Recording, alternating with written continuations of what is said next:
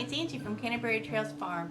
Today I'm going to show you how to make any fruit bread. So apple bread, pear bread, whatever kind of fruit you've got. You can even combine fruit if you have two things that will work and you don't have enough of one thing. I'm going to be making pear bread. Probably pear cinnamon is what I'm going to do because I always have pears. What I want is 2.5 cups of flour.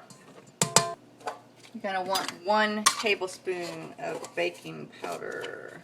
1/4 teaspoon of salt.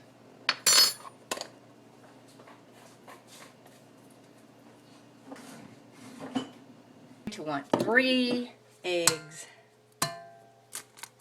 Need 1.5 cups of milk. 1 cup of brown. You want 6 tablespoons of melted butter. You can replace that with 6 tablespoons of oil if you want to. You're going to need 1/2 tablespoon of vanilla.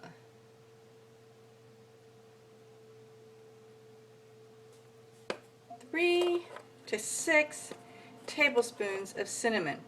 Use 3 if you don't want that to be your primary emphasis. Use up to 6 if you want it to complement whatever fruit you're using. So if you're using something more bland like apples or pears, I recommend using the 6. 1 to 2 cups of chopped fruit. And like I said, you can use different fruits or canned fruit or fresh fruit. I'm just taking some of my pears, cutting them up a little bit more finer than I canned them in. The goal is, I mean, they'll get soft, but you want them to be right size.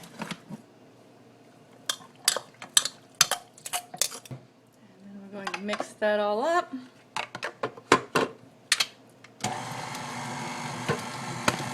While that's mixing, you need to grease a loaf pan. We're going to just pour it into our loaf pan, and then we'll come back and we'll look at the finished product. Out of the oven, I also covered it up at a certain point with a piece of foil so the top wouldn't get any more brown. It has a nice glaze to it, a nice shine to the crust, and it smells really good. And so that's the any fruit bread, and it will look basically the same if you have, unless you have more reds or berries, then there'll be, you know, more red purplish colors. But any kind of apple or, you know, clearer or whiter fruit will end up looking like this, and oranges will look like basically this too. So I hope this is a nice recipe for you for snack breads or holidays or whatever. It's quick and easy and it uses whatever fruit you have all around.